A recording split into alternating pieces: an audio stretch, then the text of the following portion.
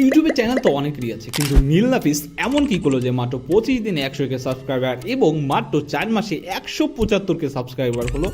যেখানে একজন YouTuber 1K subscriber gain করার জন্য বছরের পর বছর লেগে যায়, সেখানে মাত্র 25 দিনে 100K সাবস্ক্রাইবার ভাবা যায়? ও নিশ্চয়ই বুস্ট করেছে? Of course not. নীল নাফিসের চ্যানেল স্টাডি করার পর আমি যেটি বুঝলাম, নীল নাফিসের কাছে আছে 4টি ফর্মুলা, যেগুলো সে 99% ভিডিওই ব্যবহার করে। 3 নম্বর ফর্মুলাটি আমার কাছে সব থেকে প্রিয়, আর 4 নম্বর ফর্মুলাটি কোনো ইউটিউবারের মিস করা উচিত নয়। তুমিও যদি তোমার চ্যানেলে এরকম সাবস্ক্রাইবার গেইন করতে চাও, তাহলে ভিডিওটি শেষ পর্যন্ত দেখো। শুরু করা যাক ট্রিক নাম্বার 1, নিশ সিলেকশন। তুমি যদি নীল নাফিসের চ্যানেলে গিয়ে দেখো 99% ভিডিও টপিক কিভাবে অনলাইন থেকে টাকা আয় করা যায় এই নিশের উপর। কিন্তু কেন? কারণ নীল নাফিস এই নিশের উপর এক্সপার্ট ছিল এবং ইউটিউবে নাম্বার 1 ক্যাটাগরিতে যে চ্যানেল টপিক রয়েছে সেটি হলো অনলাইন থেকে টাকা আয়। এখন কথা হচ্ছে তোমার কি করা উচিত? দ্য অ্যান্সার ইজ এমন ক্যাটাগরির উপর চ্যানেল স্টার্ট করো যে বিষয়ে তুমি এক্সপার্ট, অথবা এমন ক্যাটাগরির উপর চ্যানেল টপিক সিলেক্ট করো যেগুলো নাম্বার 5-এ রয়েছে। এটা গেল টপিক সিলেকশন। কিন্তু কেউ যদি তোমার ভিডিওর উপর ক্লিকই না করে, তাহলে তোমার ভিডিও দেখবে কিভাবে? আর এইখানে আসে tricks number 2, creating a professional thumbnail.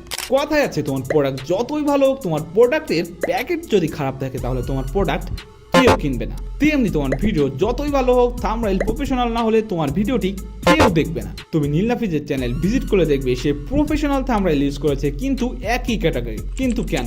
ধরো তুমি নীল নাফিসের কোনো থাম্বনেইলে প্রথমবার ক্লিক করলে, যার কারণে তুমি পেলে একটি ইনফরমেটিভ ভিডিও। এবার নেক্সট টাইম ইউটিউব যখন তোমার একই রকম ভিডিও রিকমেন্ড করবে, তখন তোমার ডিসিশন টাইম রিডিউস হয়ে যাবে এবং তুমি ভিডিওর উপর ক্লিক করবে।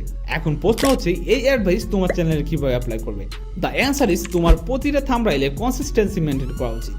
একটা কালার কি পছন্দ করো এবং একটা ফন্ট বাছাই করো, যেটি তুমি প্রতিটা থাম্বনেইলে ইউজ করবে। আর এর কারণে কোনো ভিউয়ার যখন তোমার ভিডিও দেখবে, তখন খুব সহজেই তোমার ভিডিওর উপর ক্লিক করবে।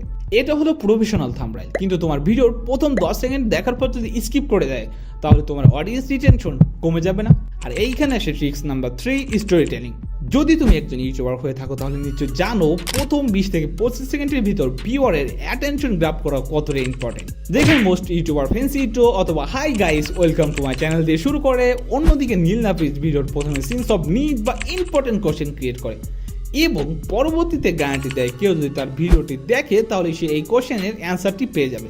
এখনও যদি বুঝতে অসুবিধা হয়, তাহলে নীল নাফিসের যে কোনো একটি ভিডিও দেখে নিতে পারো। এবার আসি ফাইনাল ট্রিক্সে, যেটা ছাড়া নীল নাফিস এত সহজে কখনো গ্রো করতে পারতো না। মার্কেটিং। একটা উদাহরণের মাধ্যমে বোঝানো যাক। ধরো তুমি একটি ইউনিক প্রোডাক্ট তৈরি করেছো এবং সুন্দর প্যাকেট করেছো, কিন্তু তোমার প্রোডাক্টটি সেলারের কাছে পৌঁছালোই না, তাহলে তোমার প্রোডাক্ট কি বিক্রি হবে? Of course not.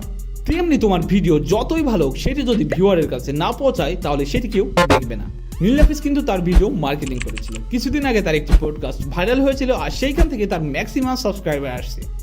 আর এই কারণে তোমার ভিডিও মার্কেটিং করা উচিত, হয় পডকাস্টের মাধ্যমে, নয় গুগল অ্যাডসের মাধ্যমে। এই সব কিছু বরবাদ হয়ে যাবে তুমি যদি এই ট্রিক্স নাম্বার 5 ইউজ না করো, চ্যানেল টপিক সিলেকশন।